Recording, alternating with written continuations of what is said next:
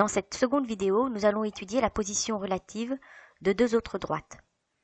De la droite D dont l'équation paramétrique est la suivante et de la droite D' dont l'équation paramétrique est celle-ci. À toi de déterminer si les droites D et D' sont parallèles. Prends quelques minutes pour y réfléchir.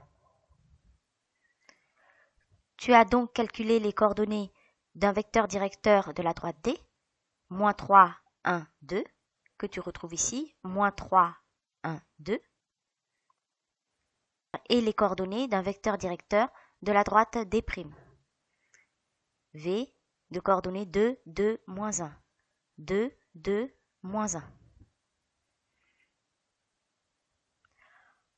En comparant les deux vecteurs, tu vois que le vecteur U et V ne sont pas colinéaires, donc les droites D et D' ne sont pas parallèles.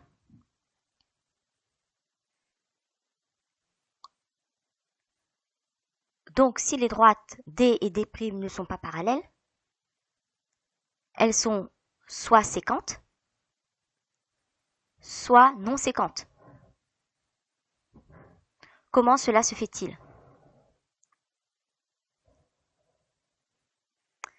Parce que tout simplement, si les droites D et D' appartiennent au même plan, alors elles seront séquentes. Dans le cas contraire, si elles appartiennent à des plans différents, alors elles ne seront pas séquentes. J'ai choisi arbitrairement des plans parallèles, mais j'aurais pu prendre des plans non parallèles, représenter la droite D dans un des plans et la droite D' dans l'autre plan. Et dans certaines conditions, elles seront non séquentes. Maintenant, déterminons si les droites sont séquentes ou non. Pour cela, choisissons un point A appartenant à la droite D et un point B appartenant à la droite D'.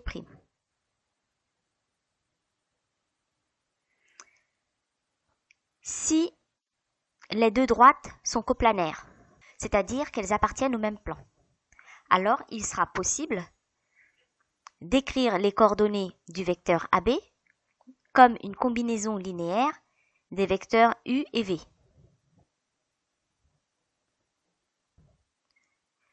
U est le vecteur directeur de la droite D. À l'aide de l'équation paramétrique de la droite D, il est possible de calculer les coordonnées du point A, par exemple en prenant t égale 0, par commodité.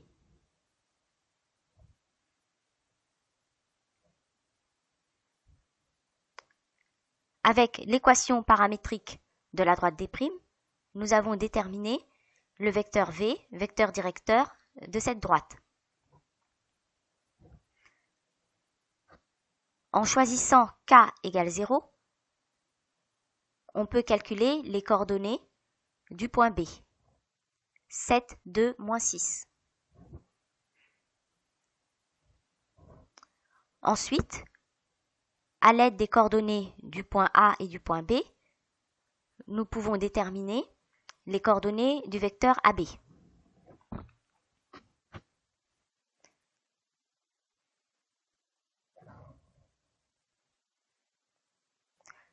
Ensuite, nous allons tenter d'écrire les coordonnées du vecteur AB comme une combinaison linéaire du vecteur U et du vecteur V.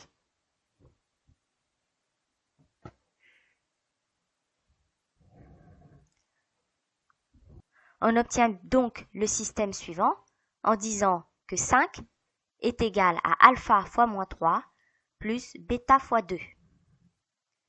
1 est égal à alpha fois 1 plus bêta fois 2.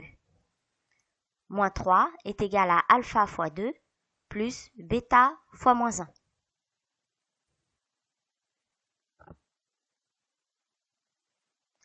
Après résolution de ce système par une méthode de ton choix, soit par combinaison ou par substitution, tu trouves alpha égale moins 1 et bêta égale 1.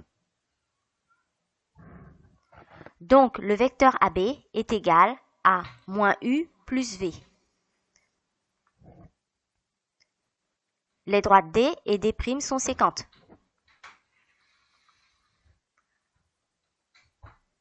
Cette vidéo est à présent terminée.